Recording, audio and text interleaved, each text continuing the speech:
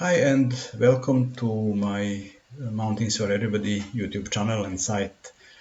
Today I have a post in front of me here on the screen in my site with the title How to use bivouacs in the Alps and what to expect. This is motivated by a series of questions that I received from somebody who contacted me through contact form and then asked if he could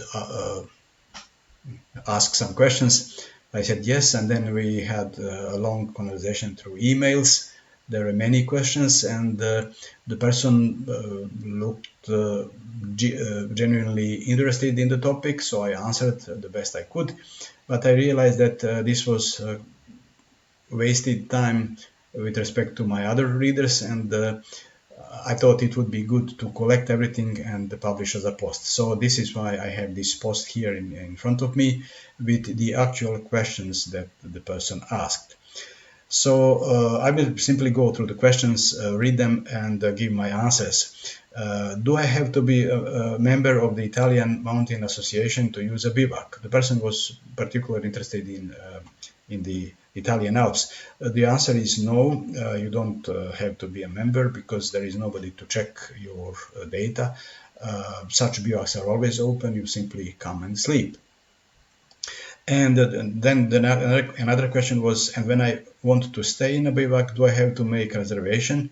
If I do, where can I make this reservation? The answer is no. There is no place to make such a reservation. Bivouacs are always open. You can never know how many people will be there and what kind of place you will find for you. So there is no place to make reservation. Here is a picture of a map that I have in my site.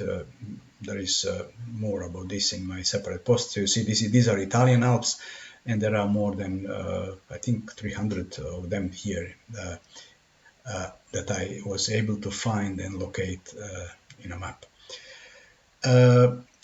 Then another question was, I was wondering, is there an official place like a website or other data bank that collects all the information about the bivouacs? My answer is no.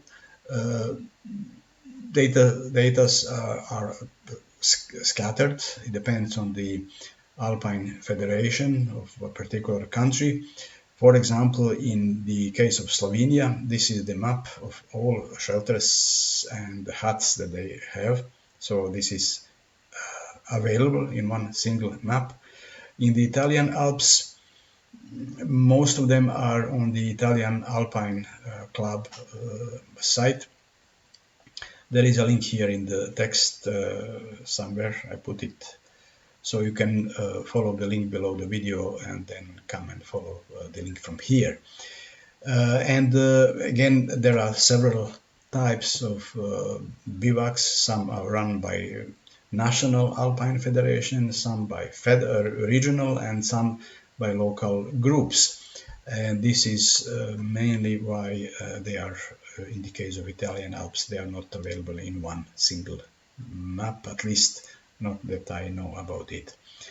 Then the question was, I read on your site that there are very few bivouacs that require a key which can be picked up from a local residence.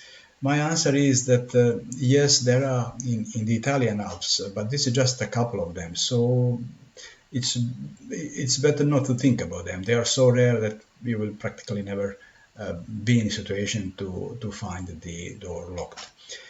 In the case of Slovenia, there are several of them that are locked, some permanently. For at least one of them, you can collect the key in the valley, but in all of them, you still have a separate room where you can sleep for free. And actually, I have it here. This is the text about free shelters in Italian Alps, Slovenian and Italian part, and this is one example. This is bivouac under Mountain Spik. So this lower part, ground part, is locked, but you can collect the keys in the valley if you need them. It's fully equipped with everything inside.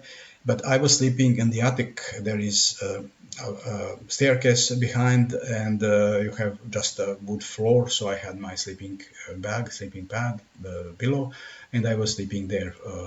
Spent the night in such a place. Then there was another question: what happens when you get to a bivouac and it is full? Well, you never know in advance. If there is no place on such beds, you can sleep on the floor. You see, this is the picture from Bivouac della Pace, which I visited last summer. So you will find a way to sleep. You don't go away from such a place. Nobody can force you if you are there, especially if you are late in the afternoon, in the evening. It's not wise to go back. Then the question was, I have seen some pictures of larger style beds where you can always squeeze someone in, but other have actually beds where you can't really sleep with two people. This is correct. This is view into a bivouac or rigati, which is typical alpine bivouac with narrow beds but equipped with mattresses and blankets. And the other one is with this is Bivouac della Pace. This is a wood cabin, and you have platform for sleeping, so you can at least 4 people can sleep here, maybe even 5, and the same is for the lower platform. Of course, on these beds, of course, so you cannot sleep with somebody that they are narrow. And then the question was, of course, the earlier you get somewhere, the more likely it is there is still a bed available. But in the end, it comes down to being lucky that there aren't already too many people there. Is it that simple? The answer is yes. It is how it is. You don't know how it is in advance. Then another question was, some bivouacs are fairly easy to reach, as in within a few hours walking distance, but some are a lot harder to get to. What is your contingency plan for when a bivouac is full and you get there at the end of the day? Well, contingency plan is that you don't go back if it is late. You don't want to descend the mountain in the dark. And the other one is that you carry your own sleeping bag and sleeping pad. So if you don't have a proper bed to sleep, you can sleep on the floor. If even that is occupied, you will sleep perhaps outside. If it rains, you will then go back and sit in the corner somewhere. The point is you have to stay there. Then another question is, in your answers, I read the information is scattered. Which other website or sources can you recommend other than your own website? Well, there are many of them. In the in the case of Italian bivouacs, they have a list on the Italian Alpine Federation, and then here is the link which I give. So please follow the link below the video, and then you can come here and follow this link from here. I think your website is very extensive, but it never hurts to read other people's experiences too. Well, of course, this is true. What I present in my site are places that I visited myself. So this is always first-hand information, and this is how I can provide reliable information. Weather-wise, is September a good time to go? The answer is yes and no. You never know in advance. In principle, in the Italian Alps, September can be really good. Weather can be stable, but I know that just last September, in the beginning of September, suddenly there was a lot of snow there and deep snow, but it melted meanwhile. So again, you don't know in advance. Is it likely to find snow on some peaks? The answer is of course yes.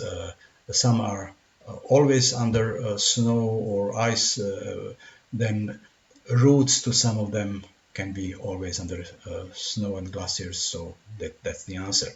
Which period would you recommend, and when would you rather not go because of the crowds? My answer here is that I don't mind crowds in the mountains. You like to hear human voice because you feel lonely and vulnerable in such places. Mountains are cold and unhospitable, but we love them. But when this is about sleeping, of course, it makes a lot of difference if there are many people around, because somebody will snore perhaps.